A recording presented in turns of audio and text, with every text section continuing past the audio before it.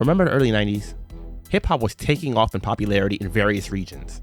A rap beef was brewing between the two biggest ones, the New York City area where it started, and California, which was becoming a huge market also, especially due to artists like Ice-T and NWA, especially members like Ice Cube and Dr. Dre. This would be the foundation of what many would call the East Coast versus West Coast beef. They weren't the only ones that had an issue though. The South had something to say, like Andre 3000 said around that time at the Source Awards. I'm tired of folks, you know what I'm saying? Them closed-minded folks, you know what I'm saying? It's like we got a demo tape and don't nobody want to hear, but it's like this, the South got something to say, that's all I got to say. One of the first groups from the South to get recognition was 2 Live Crew, which ironically enough was formed in California and then moved to Florida. They independently released music in Cali, and Florida DJ and promoter Uncle Luke, then known as Luke Skywalker, wound up bringing the group to Miami, Florida, becoming their manager and hype man, and signing them to his label, Luke Skywalker Records.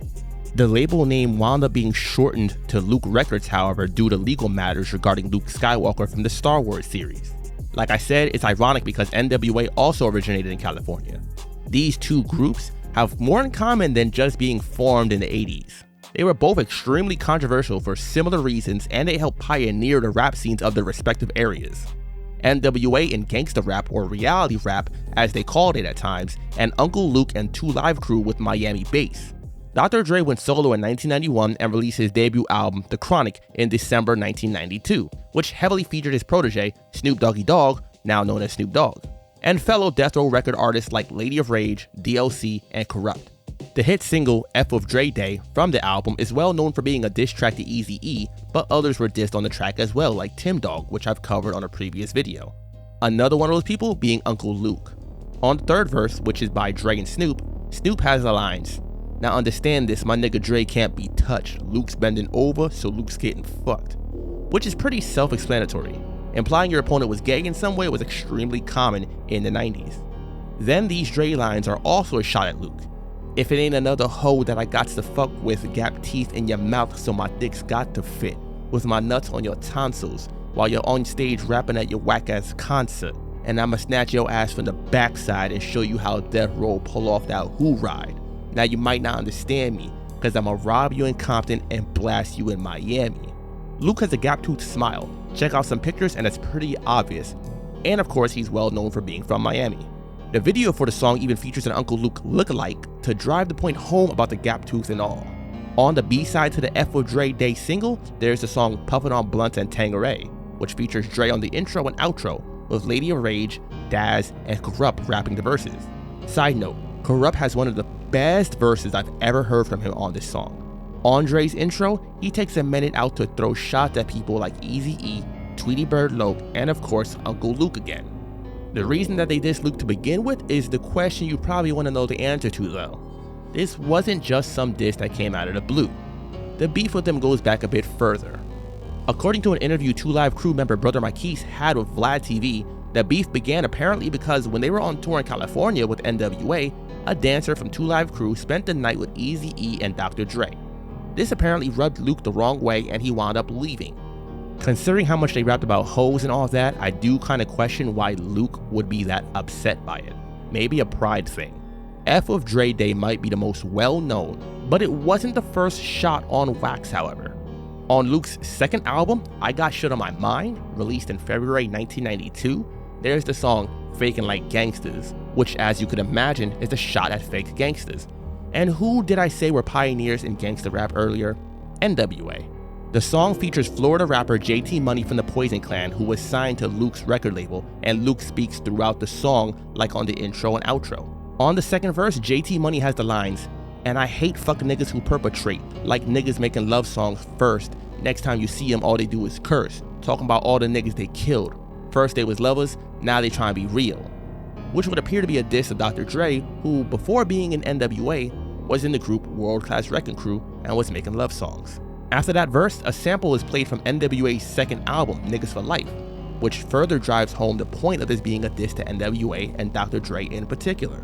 Just like Dre and Snoop dissing multiple people in F of Dre Day, Fakin' Like Gangsters included a jab at least one other artist too.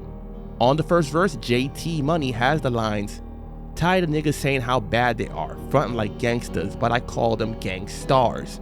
stars that want to be gangsters, but I'm from the real side, not like Jekyll and Hyde, which is a reference to the duo Gang Starr, composed of DJ Premier and Guru. Overall, it's an alright track, not nearly as big as F of Dre Day of course, but it's not a great diss track either. The beat is cool, and JT does his tough talking on the record against the fake gangsters, as the title states. As I said, this was the first diss track in the beef, as it was released months prior to F of Dre Day. In 1993, Luke released the album In the Nude, which featured the song Cowards in Compton, which, as you could probably tell from the title, is a diss track aimed at Compton rapper Dr. Dre, as well as Snoop Dogg. Unlike Faking Like Gangsters, this track is a much more direct track to Dre and Snoop. As usual, however, Luke takes a hype man role and lets JT Money and the other rapper featured on the song do the actual rapping. In the first verse, JT Money responds directly to the shot at Luke from F of Dre Day with the lines, "Real niggas don't talk that gay shit, talking about letting another nigga suck your dick, only punks talk like that." He ends the verse with the lines, "And for your homies talking fly shit, if we was locked up together, I'd have made him my bitch, cause I know y'all pranksters, y'all niggas still faking like gangsters, fuck y'all." Which of course is a reference to the previous diss track Faking Like Gangsters, and confirms that that diss track was aimed at Dre and crew. Then on the second verse, the rapper Clay Vassier has the lines, "1985 you used to be a fucking prankster down with Lonzo and the World Class Wrecking Crew, turning off the lights and dressing like bitches too," which is a reference to Lonzo, the founder of the World Class Wrecking Crew, and their single Turn Off the Lights, released in 1987. Then he has the lines, "Every nigga on death row must be a joke. I'll pull the lever to the chair and watch you niggas smoke," which is a reference to the Death Row Records logo of a man sitting in an electric chair.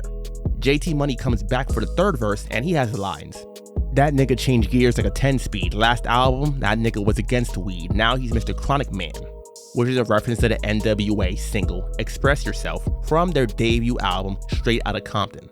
On the song, Dre has the lines, "I don't smoke weed or cess, cause it's known to give a brother brain damage." So yeah, JT is calling him a bit of a hypocrite essentially.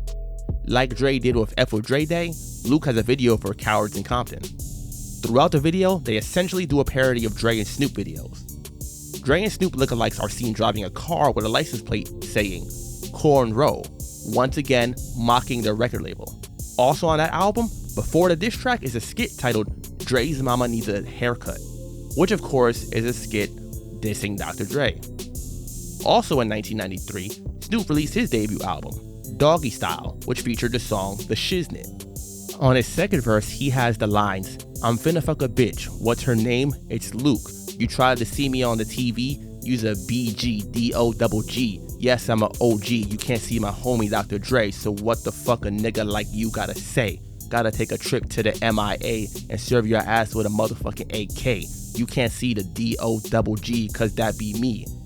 Once again, another diss to Luke. The beef wound up escalating from being on wax to a brawl occurring at the 1993 Jack the Rapper event, which was held in Atlanta, Georgia.